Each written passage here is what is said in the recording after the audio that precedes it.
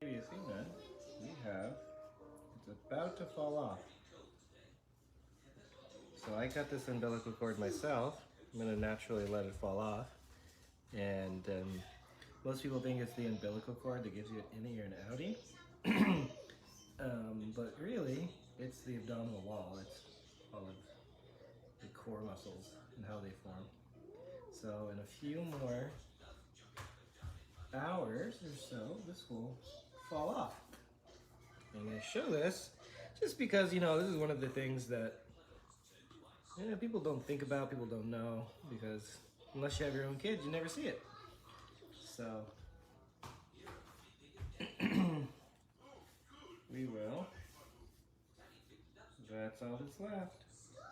This is more for educational. You see how this fluid comes here?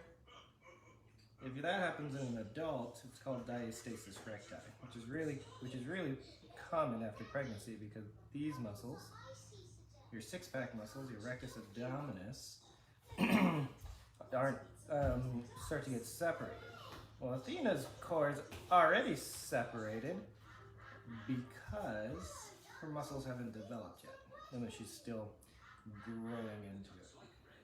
So that is your little lesson today on how umbilical cords work in little babies, and as well as diastasis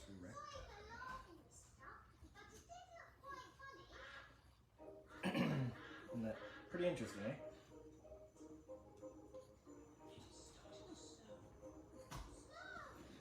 Anybody have any questions about that? Cora, questions? No questions.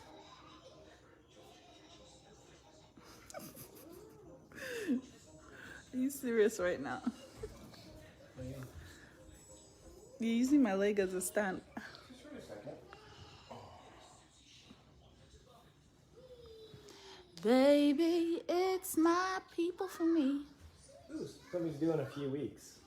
So yeah, that's so don't worry about the umbilical cord. It will fall off on its own.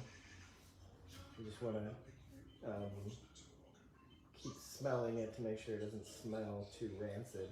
An infection there is possible because it was how the baby was getting oxygen. For those of you who haven't felt an umbilical cord, once a baby's born, that thing pumps like a heart because the placenta is actually pumping oxygen and nutrients to the baby until they take their first breath. So when the baby's born, she's breathing air for the first time, but the placenta is also pumping oxygen as well. So that's how